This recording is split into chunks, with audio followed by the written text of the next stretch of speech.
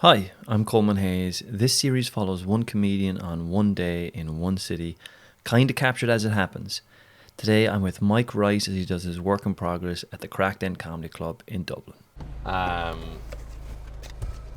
Yeah, that's fucking sick. Yeah? Yeah, absolutely, it is surreal. Cause I didn't. Kind of always had in my head, like I knew I would be a professional comedian. You know, like as in, like I had faith that I would make a living doing it, but like I didn't. I wasn't. I don't know if I was sure that I would get kind of break through, you know, in a point where you can sell tickets, because you're like, how do you even do that now? You know, so it's it's a buzz. Like it's like, But surely, I mean, isn't it's a buzz? One, that's Vicar Street. Geez, that person. Yeah. Can they go down that way? Oh, they can. Can we? Oh fuck, we'll go this way. Yeah. That's what it's saying to go. It's a buzz that it's Vicar Street, or it's a buzz that you're like, I'm at a point where I'm like, I'm making a living out of this. Or both. Well, both. Like I more so because I knew I would be at a point, and there was different points I was like, I haven't really worked any sort of a regular job since 2017, really. Like, I mean, I had I worked as a tour guide here, which I loved. I worked for Sandemans, which I think Kevin Larney's doing now. I think Splan is still doing a bit of it. Was given a history tour around the city, you know. Oh wait, so what? Is it okay if I put up your window for yeah. sound? Just to Oh make sure? yes. What was your history tour? Did you have one particular tour that was your tour? Oh yeah. Well, we used to give. It's the general Sandemans tour of Dublin, but you start in and around Dublin Castle there, and then you bring them all around by Christchurch and through Temple Bar and up by Trinity, and you end at the Molly Malone statue. What? It's about a 2.5 hour tour, and you're just giving them basically the history of Ireland, whilst also making reference to specific monuments and stuff. But so it's like a general sort of history. Yes, but you can do it. You can say whatever you want. But you basically you go on some other tour guides' tours. You see what they're doing, and then you take what you like from different fellas, and then you make up your own tour, and then that's it. And then you're just let off. You're allowed to kind of make up your own. Well, like as in come up with your own script. You come up with your own script and hitting the things. Yeah, what you want to say on the tour and what you find interesting, and then as the tour goes on, you kind of are editing stuff that really hits and not. It's kind of like your act in a way. Yeah. And it was great. Like it was like what a job. It was unbelievable. Like you work a few days a week, and that's what you were doing when you came back from. When I came back from America, I came back from America in like May 2017, and then I probably started tour guiding in like March 2018. So I lived in Galway for 3 or 4 months when I came back, because my brother was living there, and I just worked in a bar. And I thought in my mind that Galway might be one of the best places to be for comedy in Ireland, which is not true, because they had like the Dewdrop show they had there, and they had the Roisin Dove, and which were kind of popping at the time.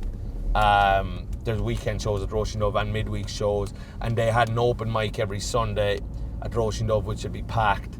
So I would do all of that.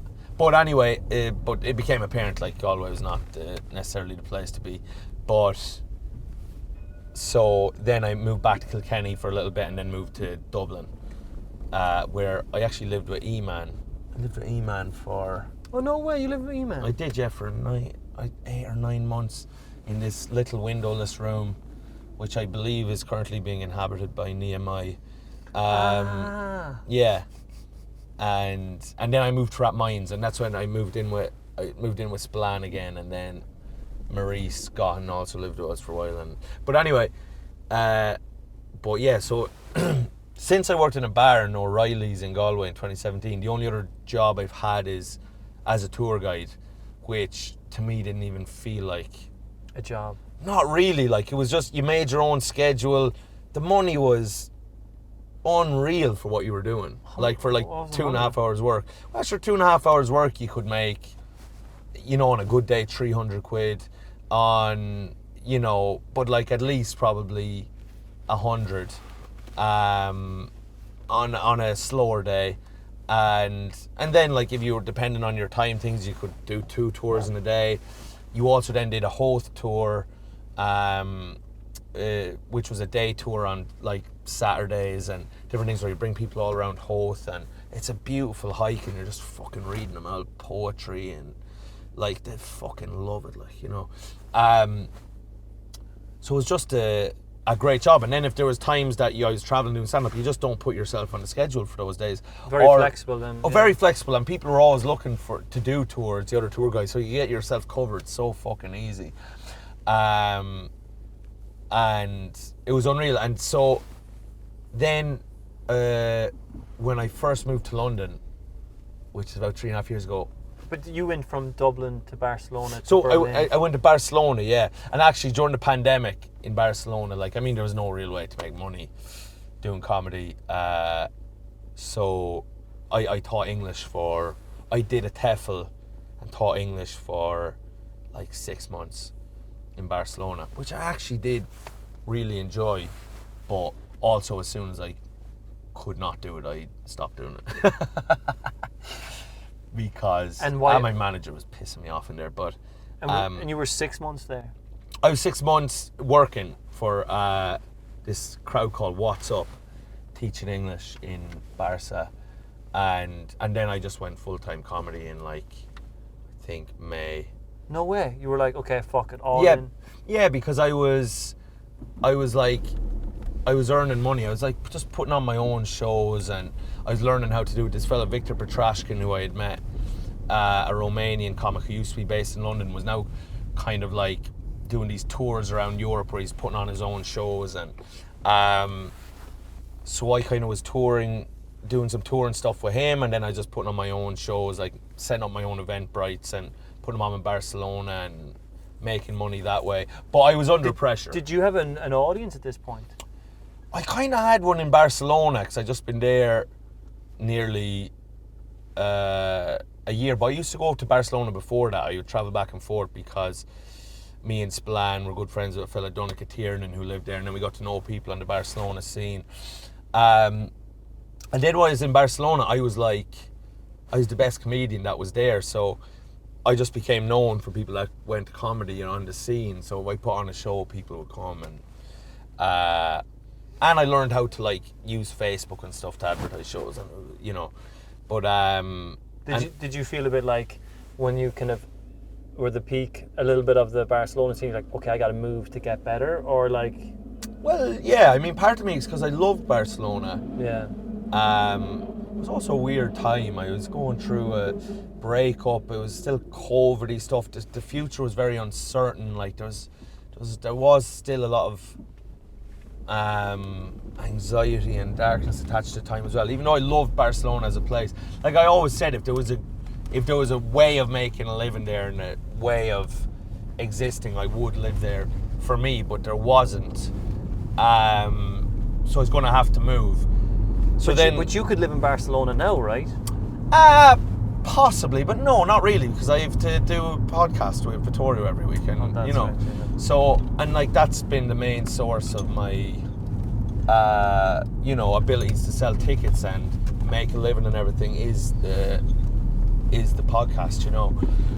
So, yeah, but so then I was like, right, I was always going to move to London. I'd wanted to move to London. You know what, I was almost going to move straight to London from Chicago. And then I was like, no, I'll give a few years in the Irish scene and see what the crack is. I just didn't. I always like London. There was, I was a bit reticent to go. I always felt there was a darkness in London. That it was going to be tough and miserable. And I was never that like a big UK comedy fan. Like I was never like someone who watched Mock the Week or 8 Out of 10 Cats or any British comic apart from Stuart Lee. He was the only British comic that I was a big fan of, but no one else, like the McIntyre. I just didn't get ever. That was never really on my radar or something I was into. So to move to London was like, I was like, I should move to London. That's more stuff going on, but my heart was not drawn to it. But really. when you moved to London, you were already established within the Irish scene, the Barcelona scene, and the Berlin scene. Yeah. So like you had moving to London, because like sometimes in my head, I'm like, because we talked about this, like you came from the Dublin scene, which is why I feel like everyone in Dublin's like, rooting you on, because like you,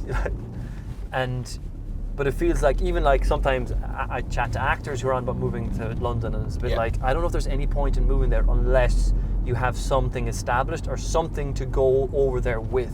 Yeah. Like, so do you think?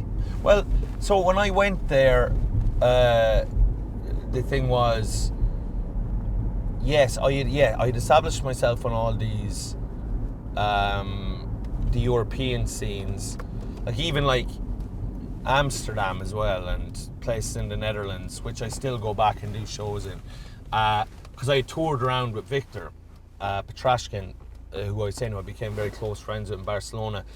So I even had, like, even as I was in my first year in London, I was coming back doing weekends here a lot.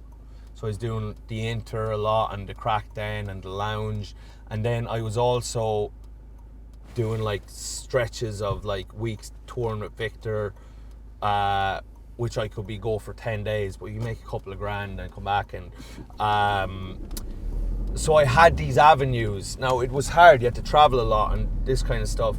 And also then I just got into Top Secret Comedy Club really quickly when I got over there. So it was more so I wasn't like established in London at all when I went over there, but I was already good, and I already had, like, if I was given an opportunity, I was gonna take it, and I was gonna, if I had a 10-minute set or 20-minute set, I was gonna fucking smash it, so that's what I had in my favour. So then I was able to rise there very quickly, and just get in at one of the best clubs, and that's it. And then now you can kind of make a living. But then I was also I immediately studied a tour over there to give like these royal tours around Buckingham Palace and stuff. So I had that way of making money as well. Gotcha. Right. So you used to do a royal tour, with the Irish accent. That's right. I used to give a change into the guard tour, where I bring them up, and I was doing this within a month of being in London. Like, I was giving tours in London. I had no idea. They'd be asking me, "And where's the nearest train stop?" I didn't fucking know. I knew nothing. But I was just able to learn the tour quite quickly, and do it. And again, I really enjoyed doing the tour, and it puts you in the centre of London every day in Piccadilly Circus, so you're in and around where everything's happening, and it was fun. And again, it was like, it was good money. It was just a way for me, because London's fucking expensive as fuck. It was a way for me. Is it more expensive than Dublin? They're on a par. It's like, what's a lesser evil there? But Dublin is crazy. Yeah, Dublin. Dublin is crazy for such a small fucking city. For a small city, and that's the thing with London. Yeah, it's expensive, but I'm in fucking London. London, yeah. Do you know what I mean? I'm in London. I'm in one of the great cities of the world. There's 10 million people here. Yeah. Like, it is unreal. Like, I love London now. Like, I really. Do you think you'll stay there long term? I don't know. That's a good question. But for the foreseeable, definitely. But I don't know, because it becomes different if you want wife and kids and these things. But I have to say, like, do you love your life over there? I love it. Yeah, I love it. I love the area I live in. What part of London are you in? North London. So I live in a place called Holloway Road, which in and of itself is a little bit of a kip, but it's surrounded by like Camden, Finsbury Park, Highbury and Islington, all lovely neighbourhoods. That's a great London. There's so many fucking cool neighbourhoods, places, like an infinite amount that you could never even get to the bottom of. There's always shit going on. There's between gigs and like this you could say for quite a few cities, but London, it just feels like the possibilities are endless, the opportunities. There's just a feeling of, all right, I am where things are happening. Yeah. You're in clubs, you're doing sets, and some of the best comedians in the world are... You're touching shoulders. You're touching shoulders. Yeah, That's right, they're around. They're here too. And then there's So- like even like it's like it fucking almost forces you to elevate your own game a little bit, does it? Like, Absolutely. There's no merit in being, for me, a big fish in a smaller pond. Like if you're the best person where you are, or you feel like you're the best person where you are, that's not great for your development. Like, you need to be around people where you're like, fuck shit, Yeah. I need to be better to keep up with this guy. Did you always, or this girl, you like know? the fact that you even went to Barcelona, Berlin, London, like there's a great, is the driver coming, like, is there, I guess I have a whole bunch of questions related to that. Like, is there like a fear of like, what if this doesn't work out? Okay, I gotta go fucking hell and nails at this thing, or are you always like, nah, this will work out, and these are the moves I need to do? Well, no, because everything in retrospect, you look at the moves and it all kind of led to things working out. But at the time, you don't have a fucking clue. But no, my thing was more just like, If I want to get better. yes, if I want to get better. It was all, most of it for so long was just driven towards being really, really good and being like at a stage undeniably great at what I'm doing. And so it was just about getting to wherever I needed to be to get stage time, and at that point when I went to Barcelona, they just were doing gigs. Now, nowhere else was doing them, and the gigs were like weird gigs in the daytime and different kind of places, and it wasn't like, you know, it wasn't like it was fucking New York or something, but gigs were happening, so I could keep doing stand-up. And then that's why Victor Petrashkin was there, who I met, because there was gigs happening. Another guy, Tamer Katan, was there at the time, who would come from New York. So it was this just weird little pocket of Europe that was a place you could be doing stand-up to some degree. And so I was like, yeah, right, I'm impulsive like that. Yeah, I'll just go there and do that. And then we'll see from there what'll happen.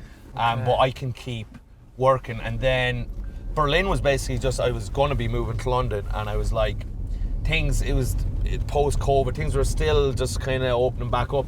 So I was like, you know what, I'll just go to fucking Berlin for like 4 or 5 months. The scene there, you can gig every night, several times a night, if you want. They're like mics and stuff, but they have real audiences. So many of these open mics, like, they have good audiences. And, you know, it's not great for making money, because they do this kind of thing where people run these open mics and you don't get paid. The comics don't get paid, but the person who runs the open mic then does like a bucket at the end. But they recommend that everyone pays €10, and because you're in Germany, people are like, well, they have recommended 10, so they must pay 10. So they just do as they're told, famously, to you know, horrific consequences at times.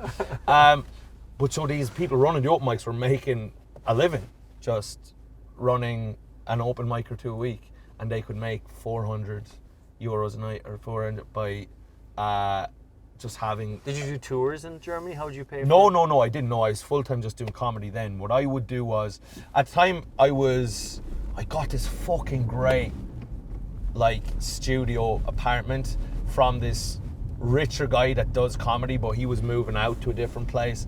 So he just had this lease on this apartment for a few months, and he just gave it to me at a really reduced rate. No So I was fucking paying way. fuck all for it. And then I was still like kind of doing little tours of Europe with Victor, and I would just put on my own shows in Berlin. And what I would do is I would put on a show at a place like a 50-seater, €10 a ticket, and I would spend the week doing open mics, like doing other shows, promoting that show, and I would sell it out. So then I could just make 500 quid from that. No, hold show. on. So you'd like book a venue 50-seater at the end of the week, and then you're like kind of like and treat it as like you wouldn't call it a work in progress or anything. No. It's just me doing my hour, or me doing an hour, like me doing an hour stand up, and then. But every open mic leading up to that, you'd be like, hey, and I'm doing my hour this weekend, and it would sell out every time, or at least it would sell really well. Yeah, it would sell. Yeah. No fucking way. Yeah. Jesus Christ. Yeah. So. Fucking clay. Yeah, but you could promote it at like 12 shows before that show if you. And of course you'd crush at. And you'd go at those shows, yeah. And they were open mics, but they were full of real people. That's what I'm saying. There was, and I don't know the exact kind of state of health of the Berlin scene at the minute, but I think it's still doing good. But at that time, there was just loads of people that it was. Would you? Sorry, I don't mean to interrupt. No. Would you recommend to any kind of let's say Irish comedian in Dublin? You're like, get out of Dublin, or in terms because the Dublin scene is there is a decent scene here, or like no, there's a decent scene here. Like, I mean, there was a time I was saying to people, I was like, if you were starting in your first year or two, just go to Berlin, because that's what like Rob Moriarty did, for example. Who, is a great friend of mine, the Chief. But I bumped into him in Berlin. I was over there for a month. Yeah. When Argentina, this just cracked me up so much because I'd heard of Rob, and it just so happened he was at this mic. I was like, oh, Rob, hi, Colman, nice to meet you. And he was watching the final of Argentina against whoever the fuck they were against, and I was watching with him. And he was like, he pointed at Messi because they'd just been in the paper. He goes, do you know he's on the spectrum? I was like, oh yeah? He goes, yeah, I diagnosed him myself. I just remember laughing my ass off. Anyway, sorry, but go on. Well, Rob, Rob's hilarious, but Rob was there, and he was, he got very good very quick because he was just, he was up 3 times a night, every night. You can get so much stage time there. Now, the audiences are different, and they are like this kind of, a lot of English as a second language people, but it's definitely, I would have said, God, that'd be a great place to go for your first year or two when you want to get in those hard yards. Like, because for me, the first couple of years of comedy, like I was like, when I was in Chicago, it was like 7 nights a week. It was like every single night. And that's what everyone was doing. Like, that's what everyone there that was taking it seriously was doing. And if you weren't doing that, you weren't really going for it. And I would do that when I came to the Dublin scene. No one was really doing that, and that kind of allowed me to. I found it very easy to, in a way, to outwork people, because I had been conditioned in America to do it every night. So I was doing the circle session. I was doing all these, music and poetry open mics. I would do anything to make sure I was gigging almost every night,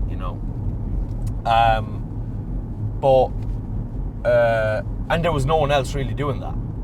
So, at some point, if you're doing twice as much as other people, that's going to start showing or paying off to some degree. Yeah. God, fucking hell.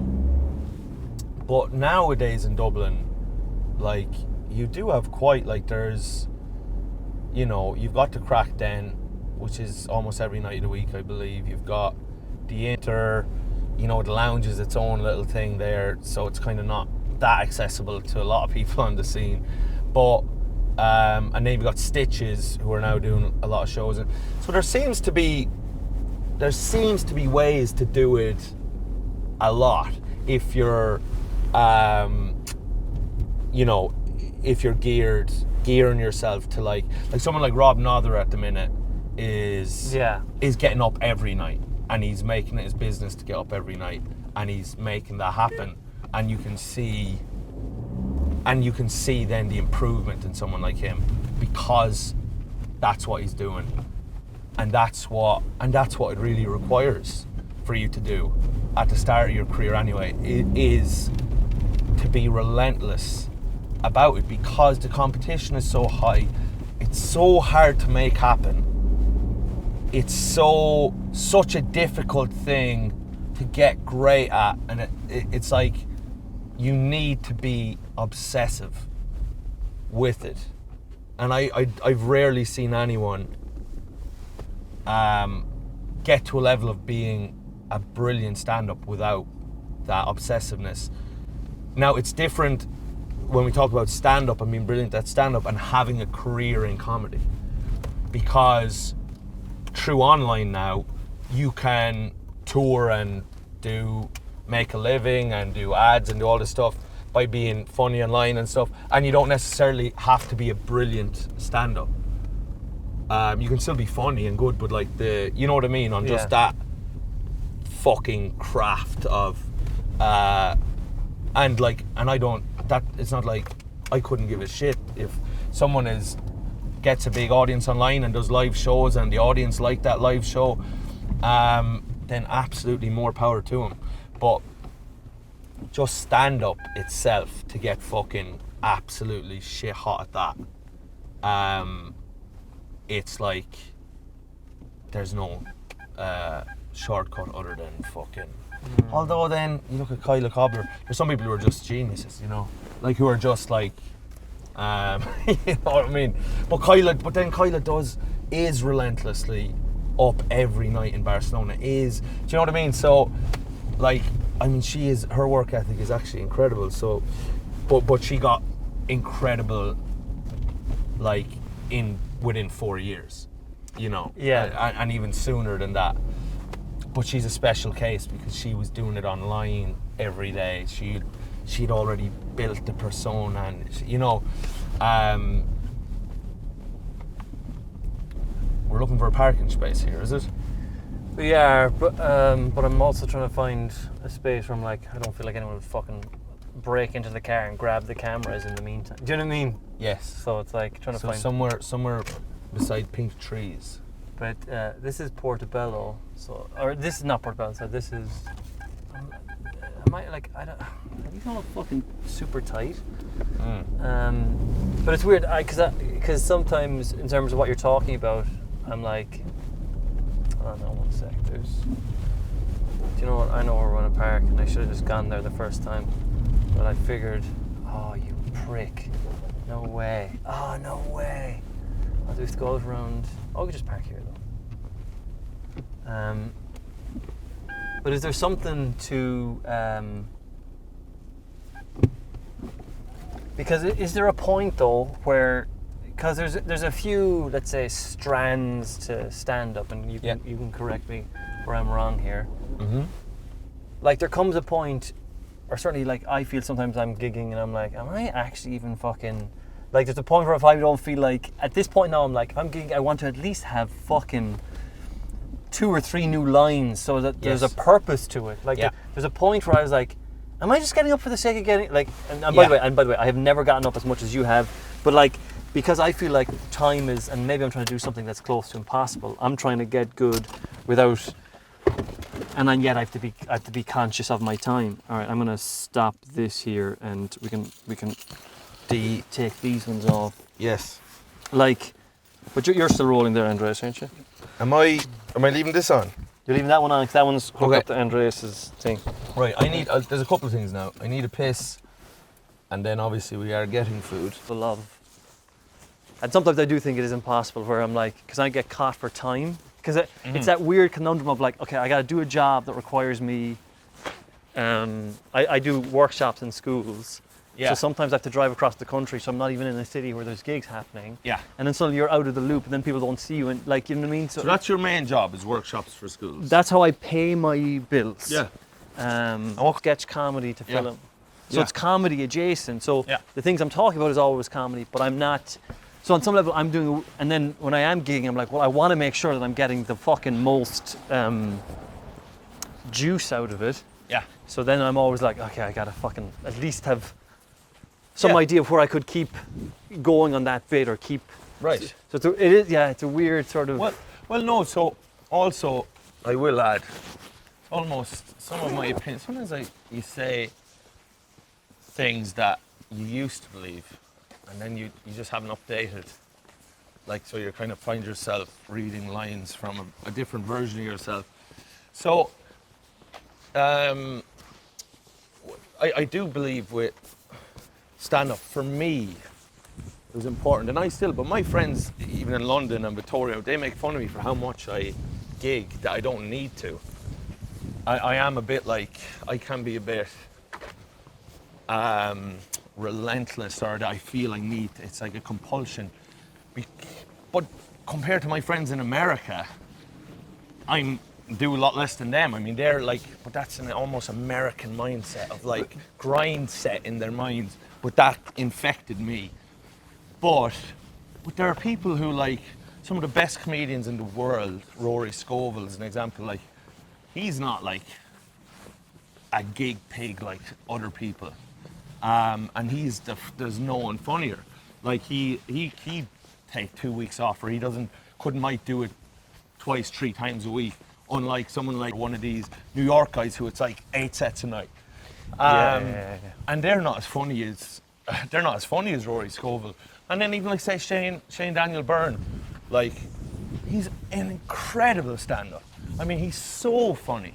Sure, Shane, you know, and he gigs like, but like, he wouldn't be obsessive like someone like me, and the result is still amazing. So actually, I don't know if I do believe you need this way or that way. People get to things their own way. So it's just, that's how I did it.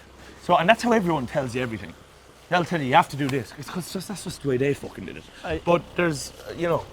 I was doing this workshop at the Galway Flat at one point, and I remember there was this lady talking about how actors got their agents. Yeah. And she goes, every actor I know got their agent a different way. And so there's 1,000 ways to come at something. But no, it's always interesting to. Anyway, so this is Herbert Park. Yes. This is a very well-to-do area now. Good. Good. If you brought me around poor people, I'd fucking lose it. Fuck that.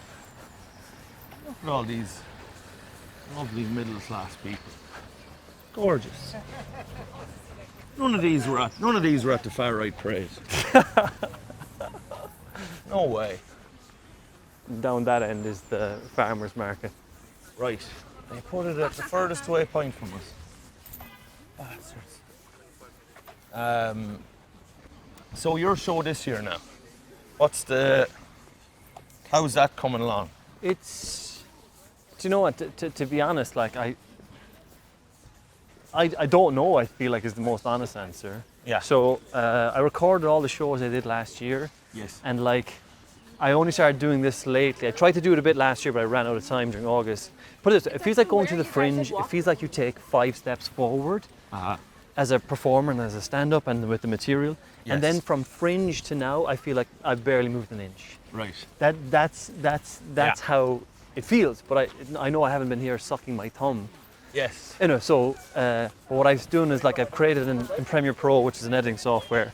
I'll put each bit into a different timeline, so I get to be like trying to like, that's kind of a little bit how I'm writing. Yes. Because I find like when I watch the bits back, I'll see these little gaps in how I say something of like, well, that sounds like you're saying this, and then like, so to kind of keep building. You know, Yes. so it's not bad. Like in my head, even if I only had half an hour, let's say by the end of Fringe, I'd be happy to try and have that be the first. Like all those American comics, like their first special sometimes is just a 30-minute thing. Oh, look, I mean, to be honest now, I was talking to someone about it lately. It's like, you might as well just do a 30-minute special as an hour. It's more likely to be consumed. Things are changing. Like 30 minutes is. And what you said about your first hour, I feel like I'm like, no one really knows what my style is. Like unless they come and see me. So I was like, on some level, whatever I make first is going to get cannibalized as just the fodder for hopefully people to come and see me afterwards. That's right. So I was like, well, fuck, if I give them an hour, I'm like, I'll give you half an hour. Have I can make it quicker Yeah. relative to an hour. Yeah. Yeah, and that's exactly, this was someone was saying to me, Sean Walsh, this comment, I mentioned him before. We were chatting and he was like, yeah, why would I give him an hour? Why, just give him half an hour, like that will serve the same purpose and I'm not burning up all the material. So I don't know, like my first special was 50 minutes, the last one was 55.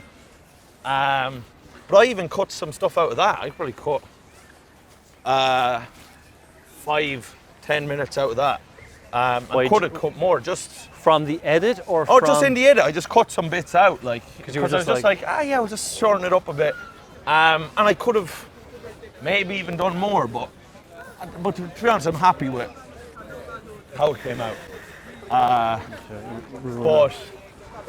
But yeah, I think the length of those jokes now are going to just be shortened, like fucking everything. Just shorter. Yeah, shorter. People's attention spans. But sure, I'm the same. Like, you know, I'd rarely sit down. If I was watching a special now, it'd be in 2 or 3 parts. I'd watch 20 minutes and fuck off. Do you know? Yeah, it's the same. You know? I love. Yeah, sure. It's the same as. So here we can get whatever the fuck you want. There's a whole bunch of these ones around the side. Oh. So there's. Well, this is a sandwich. Oh yeah, you get this. What the hell? Italian hot food. Where's it? Italian hot food? This is like an Italian sandwich roll type of thing, or you get like a roll or spaghetti bolognese.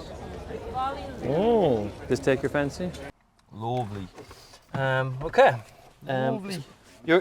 Your brother is an actor. My brother Johnny is an actor. Yeah. He So it runs in the family, some of it, right? Well, yeah. We weren't aware of it. No. Sounds like a disease. Yeah, it wasn't. It was a very tragic discovery to many family members. But yeah, no one in my family. My mother is one of 12. My father is one of 5, but his mother's one of 12, 13. No one we had ever known or been exposed to was really in the arts. Was really like making a living. Was a musician. Was a like actor, writer, anything like that. So it was very much like, even when I used to say to my mother I'm going to be an actor when I was a teenager, like part of me was like, I'm just fucking around, like, yeah. You know what I mean? There's like, how on earth would one even do go about doing this? That's right. Even being a comedian, like, you'd see the people on the panel or stuff in RT, but it's like, how would you even get there? Like, what even is that? I don't know. Like, so so there was just nothing like that. Now, we would discover years later that my father would like perform these sketches and stuff at MOCRA, the Young Irish Farmers Association. Yeah. And he was a debating champion, and he was someone who would write speeches for people and do this kind of stuff. But he would never tell us about that, ever. He would never mention that in his life. So he wouldn't tell us anything about himself. Like, sure, we didn't really know him, or he didn't really know us in a way. Growing up outside the context of the farm, where we'd be working on the farm and things like that. But he wouldn't even view that. He'd view that stuff as just, sure, I did an old yoke there there was an event I did an old thing. Do you know what I mean? He wouldn't connect anything to creativity or to, do you know what I mean? Like, that would be, he'd be kind of, even mention that now would make him frown. He'd be like, sure, I just did the yoke and, shut up. You know, he'd be afraid it'd make him gay or something, on some level. But we found out later, so we didn't lick it off a bush. My father is a funny man, a theatrical man, in a way. Like, he's not into theatre. That's the thing, he's not into any much art, really. But he sings songs all the time in, like, the milking parlour, and has a million stories and a million jokes. And an archive in his mind that's beyond belief of all these things. So he is an entertainer. You didn't lick it up off No, the rocks. Man. no. Yeah. So there was that in us, but my father wasn't particularly. That was just in the DNA. More than he didn't actually tell us about any of this, or he didn't encourage us in any way, shape, or form into any of this. But then once we weren't farming, he didn't discourage us either. And was he hoping that you become is one of your brothers a farmer? Yeah, one of my brothers, James, is farming, and he's also a professional musician, James. So he plays. So fucking, you're all piano. very creative and all very kind of in the performance sphere. I suppose, yeah. Apart from my older brother Patrick, who's a social worker, isn't really, but he is very. He's massive into music, massive into films. Like and he writes poetry sometimes. Actually, Pa's written some poetry and stuff. So Pa would be creatively minded. Probably wouldn't have the performer gene or the confidence. That type of confidence in a way, but he certainly has an artistic appreciation that's very, very deep and defined. Has your brother, who's the actor, has he been in anything that? He was in Sive last year in the Gaiety. He was in it for the full run. He had a big part as like Sive's young love interest. He was on the West End in like October, November in what the fuck is the name of the play? Sean O'Casey one. Juno and the Paycock. He's in Juno and the Paycock. He had a small part in that and was an understudy for a big part in that. And I saw the understudy run actually, and he was unbelievable. And he's currently auditioning for different things. But he's incredibly talented. Like, it's just a case of if he gets the opportunity, and he has. Like, he's only been out of drama school a year. He's been in the Gay. He's what been age on the West End. He is 29, so he came to it late, so relatively late. But once I went off and did comedy, kind of gave him some confidence. that gave him I've just been like, all right, that is. You can do this. Yeah, you can do that. You can pursue what you want to pursue. That's right, and it completely saved his life in a way. Like, he had been very listless and purposeless, and had been to college, dropped out, and always saw himself, and probably other people saw him, because it was a big thing in our house because we were farmers and stuff. Someone saw himself as lazy, or that he didn't have a good work ethic, and he maybe wasn't as academic in school, even though he is very bright. But then once he got into acting, he's incredibly disciplined, incredible work ethic, incredible focus at this thing, and it just completely turned his life around. And so in as far as that, my mother, I think, could see that, and father to a degree, so they encouraged him, because it was before he got into that, it was like, what the fuck is this lad going to do? Like, and that gave him a complete direction and transformed him as a person to be doing something that he really loved and was good at. I mean, huge amount of life as well is, and like what's good for your self-worth and self-confidence is finding something you are good at. Do you know what I mean? Yeah. Like, and that's what's a killer for people when you're at a job or doing something and you're not even that good at it or suited to it, or it's not a place where you can excel in some way. And that was a big part of what was attractive to comedy for me as well, on some level, was like, I know I can do this. Yeah. I know I can do this, and I know most other people I know can't do it, and I know I have that ability to do something, and this is a chance for me to be excellent at something. This arena here, give me 17 lifetimes, I'm not going to be great in the business world. It doesn't matter. I'm destined for mediocrity, and apathy, and I know that I just don't have the tools or the desire or the all the things, but I know I have the tools for comedy and performance. I know that. Let me ask you, because there's something in particular I'd like to ask about writing, about how you come up with stuff, and then how you write, and how you kind of if you even have an answer to that, or like whatever your answer is. It's something I'm curious how everyone. I'm like, okay, how do you actually go about? How does how does something first register in your head? Yeah. Then how do you because even what I told it occurred to me there as I was saying that thing of I was telling a story my mum. Oh, I don't know if I got that on camera, but I was saying mum was like, "What do you want to do?" I was like, "I want to do stand up. I want to direct films." And she was like, "So you want to hold the camera?" But even off that punchline, you riffed, "Yeah, you got it."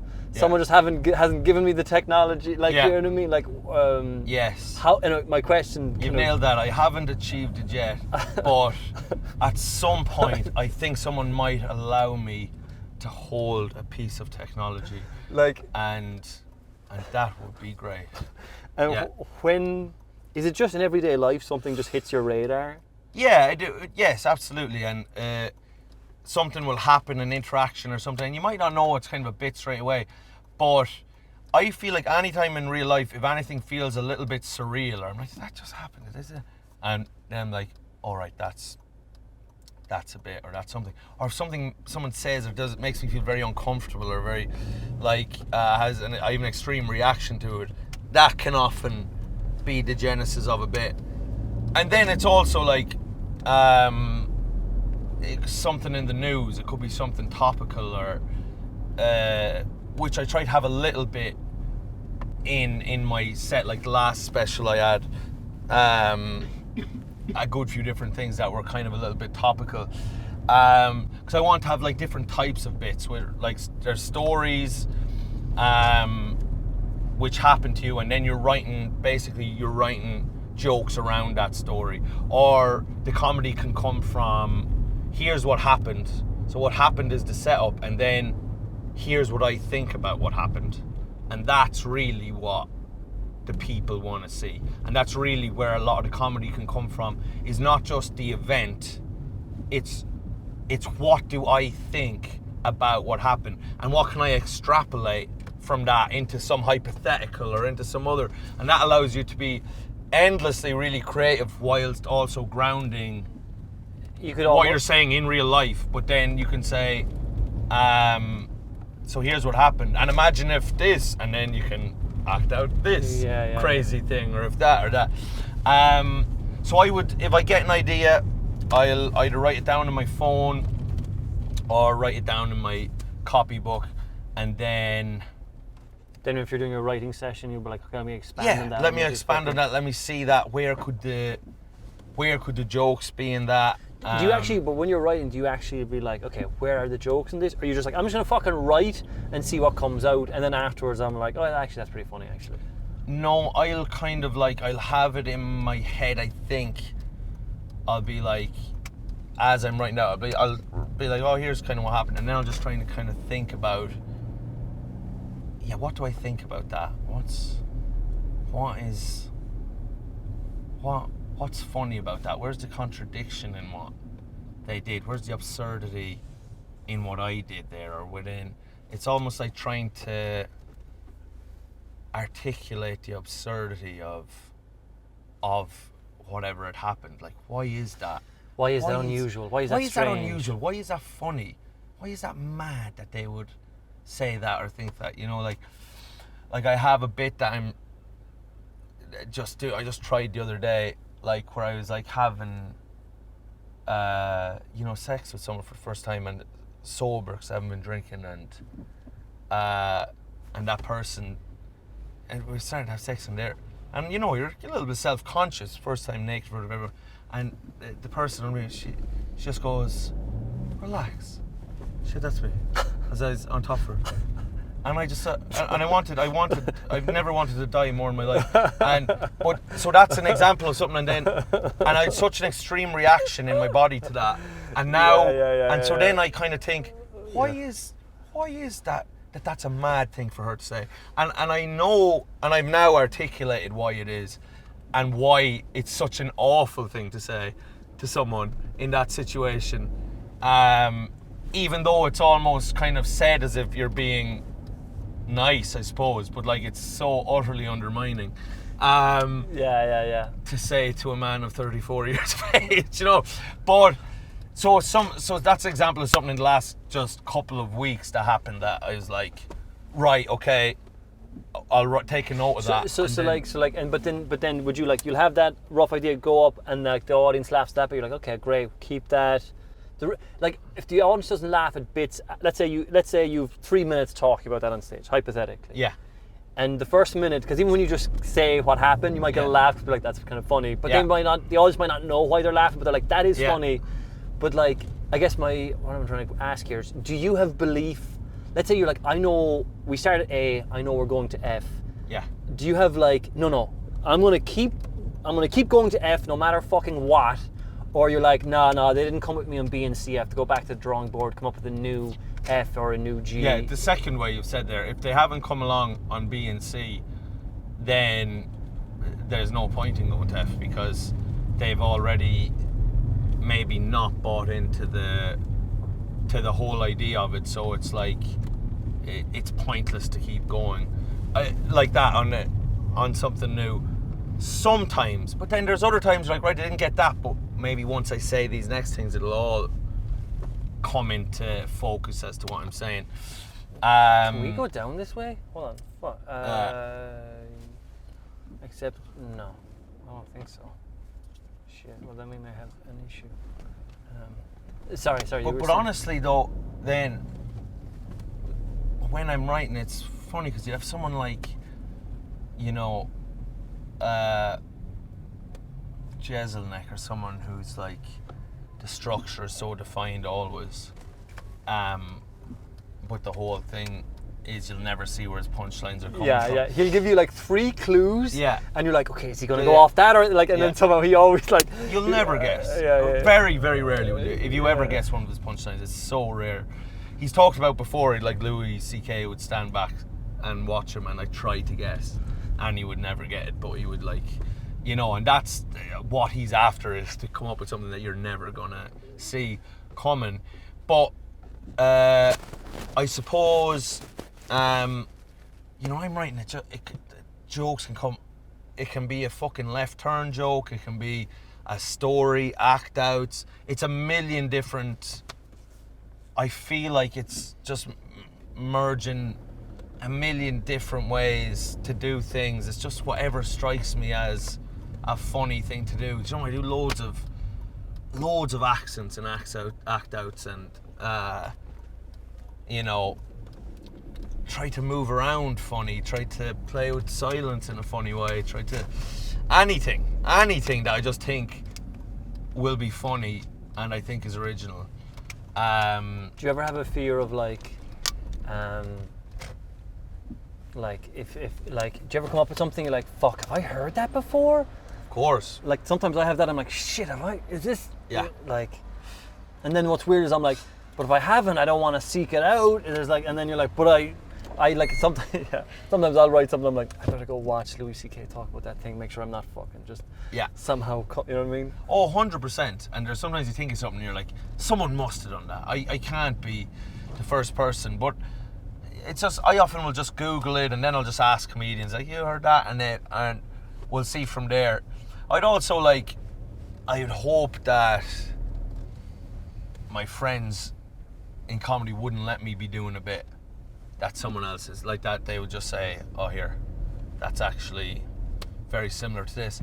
But I've rarely ever had that happen, which I don't know if that means I just don't have friends that are honest with me, or but also if you tend to make things quite specific to yourself. Because even if let's say relationships, everyone talks about relationships, but it's like, no, this is me and my relationship, you know what I mean? It's so specific to you. That's right, and there has to be instances and the specificities of you, your life, your relationships, the context of who you are, where you are, that have to just be from you. Yeah. And that are. you know. And you were saying something about storytelling there, and I'll stop after this in the car. But Yes. like, so you'll have a story sometimes. You're like, the story is fun. Yeah. But the journey to it sometimes, like, let's say if the story, it takes maybe 3 minutes to tell the story, you're like, okay, my job now is to be like, find a way to make those first 2 minutes more entertaining to get to, like, that's kind of like. That's right.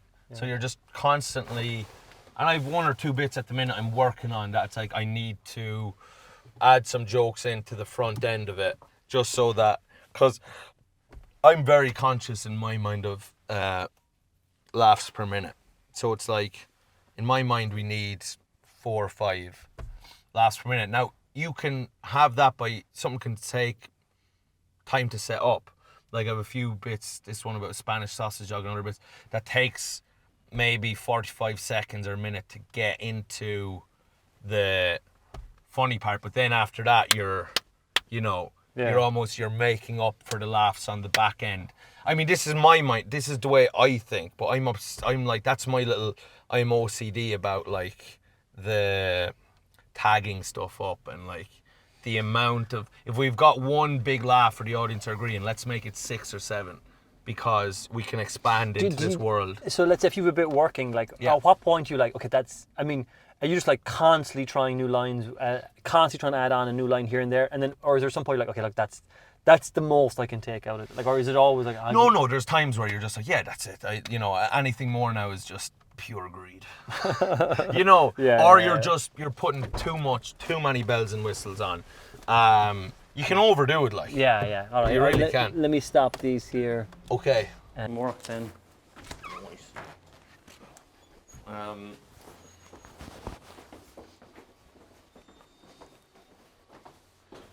So we will leave the hotel at 25 to 6. Yeah, because there's nowhere to be in work once, so we might as well just get in there when the show's about to start, like, Yeah.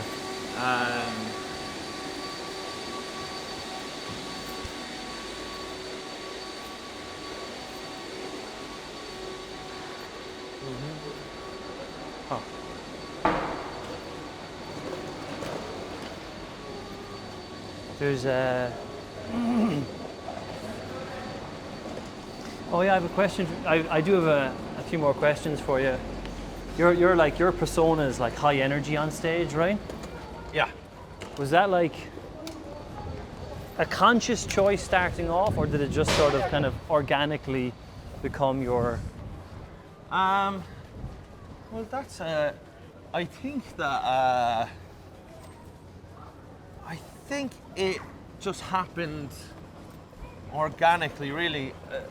It's hard to pinpoint, but I think when I started off first, I was probably a little bit drier, and then I became more animated. I think when I got back to Ireland first, a guy, Oisin Hanlon, was on scene here. I don't even remember Oisin. And he was brilliant, and he was doing great at that time, and he was really all immersive, high energy. And I think that influenced me when I got back, and I was like, and I probably became kind of more intense and bigger and stuff. But initially I had no other gear. I was really loud and fast and running through it, which was great if things were working, but if they weren't, it was a fucking train wreck. Like, because, do you know what I mean? It just looked terrible. And I've since learned big time to play the dynamics. Play with that energy, like up and down. You're up and then you're right down, and you're letting things sit, letting silence sit, letting time for just to look at the audience, and then when you're in some bits, you're escalated right up, and then you're coming right back down again, and that kind of like that is much more palatable for the audience, for one thing.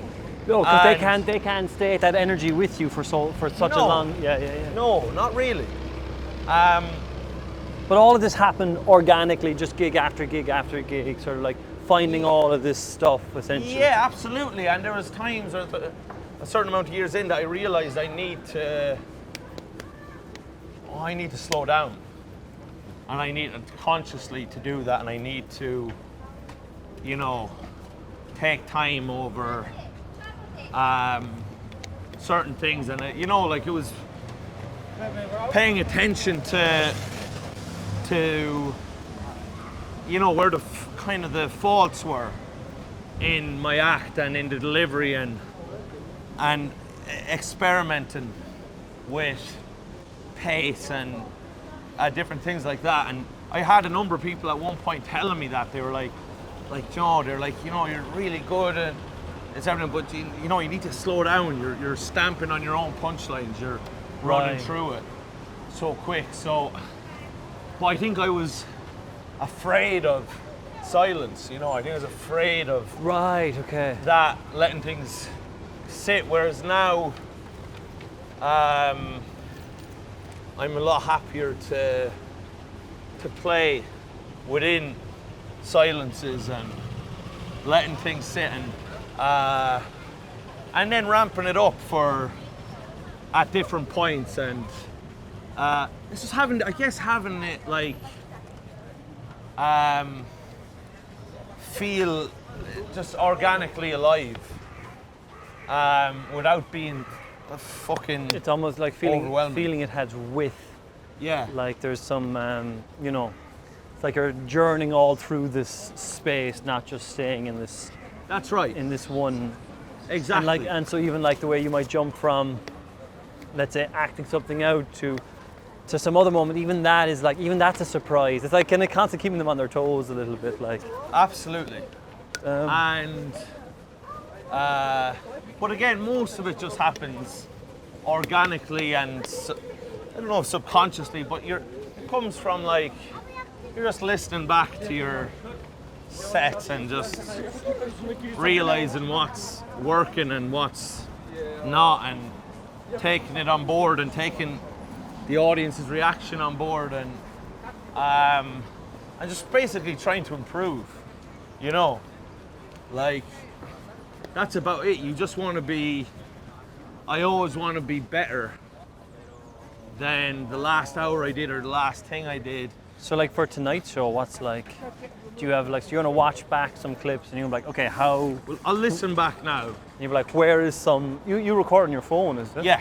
You're like, okay, where? Yeah. Well, yeah, I'll be looking back particularly at a couple of newer bits that I did. How many minutes are new in the hour you're doing tonight or in the WIP? I don't know really. As in like, it's all most from the last year, so it's a lot of it. I mean, most of it really. But I guess being relative to last year's Fringe, so to speak. Oh, from the WIP? Yeah. I don't know really. Maybe like, it's a good question.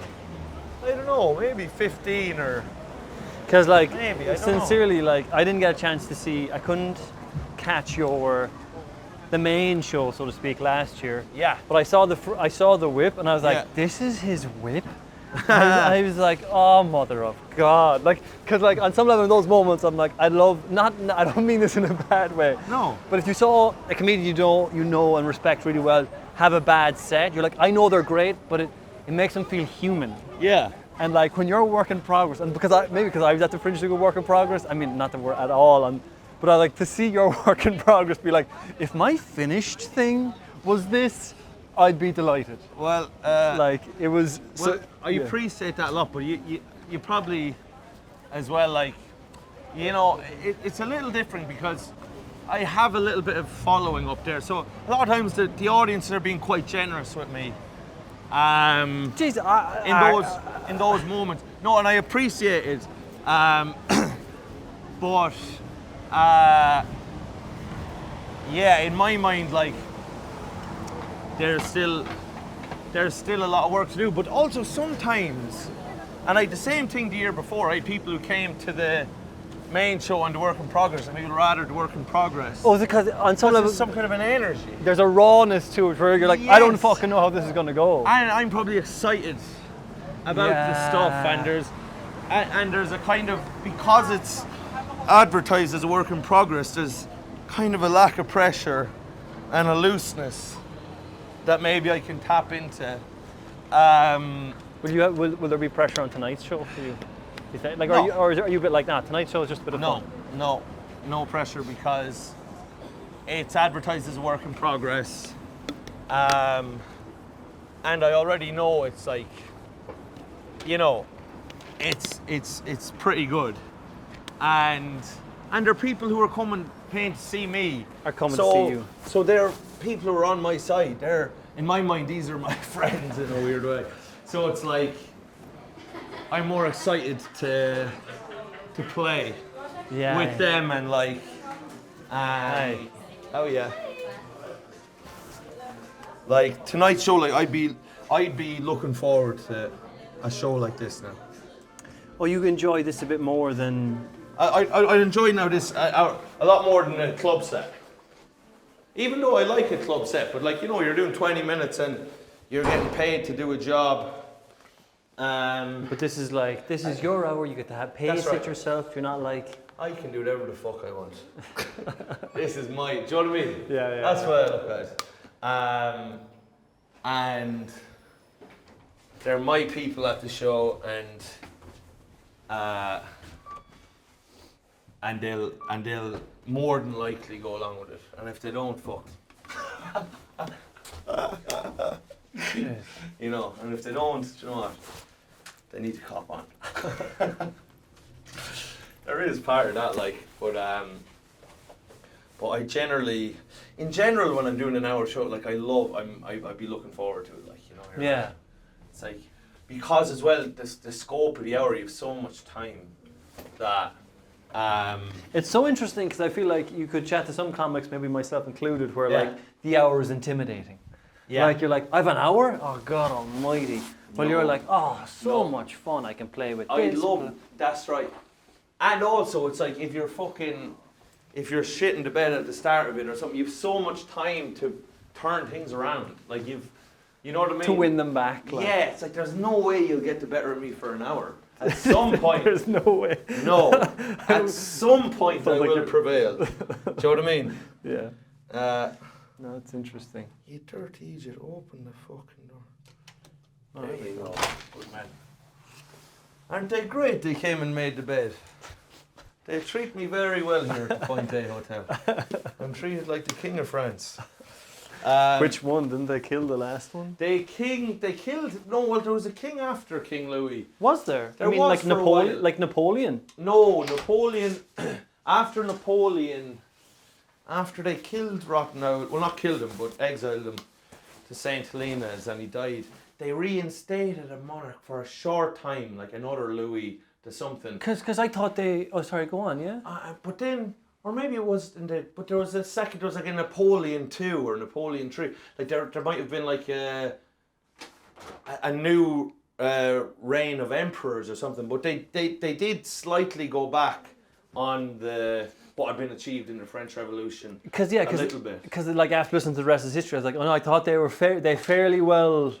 But yeah, no, interesting. Because I haven't got up to Napoleon yet. They've left. Napoleon's the next step in the French Revolution that I. Yeah, I mean Napoleon. Well, Napoleon's kind of direct post French Revolution, but sure, he just kind of like Cromwell, in that sense. Like, they got rid of the monarchy, killed Charles I, but then Cromwell just made himself the fucking king. Like, it was just, do you know what I mean? Immediately, he just called himself Lord and Protector or something. Yeah. Fucking. It was just like the off ramp onto king. He's like, That's right. I'll soften the blow here. Yeah, 100%. Napoleon went the other way though. He's like, no, emperor. Emperor. Right off the bat. Grand Emperor. And everyone was kind of like, yeah, fair enough. Yeah, brilliant. Is there a bin here? Can I throw this in here? Yeah. Throw it. See, I'm going to just probably make myself a little. Sure. something here now. We'll let you work away. I'll just show you now. Come get me. We'll walk down together then to the car. Yes, exactly. But but sure, we'll walk to workman's, like, it's, Yeah. do you know, Yeah. won't we? So, What did I say? Oh yeah, walk to the car. Yeah, walk to workman's. Yeah. but so this is what I do now, is I just have this is revolutionary. I throw on me hour there from last night. I also have to post a fucking clip, but From the podcast. no, I didn't even get a stand chance. up. I didn't even get a chance to ask you about the podcast. Um, But sure, fuck it. I'll ask you on the way over, maybe. yeah, you can ask me on the way over, or you can ask me after, maybe. But I've been posting the clip every Sunday from the special. Okay. So I have a little clip to post. But so for now, Did you edit them yourself, or did you get someone else to do I it? get someone else to edit them. I wouldn't do that kind of menial work. I'm an artist. I wouldn't do what you do. I think it's below me. Thank you, Mike. Peasant work. No, well, we won't keep that in. Now, I'm a man of the people. Can't have me sitting up in my hotel here now like fucking King Louis XVI with my hot water and honey, espousing, rottenness towards the video class. Is that what you call you? The video class? Yeah. Yeah. But yeah. Okay, so I'm going to just work away at this, lads, and you shoot whatever.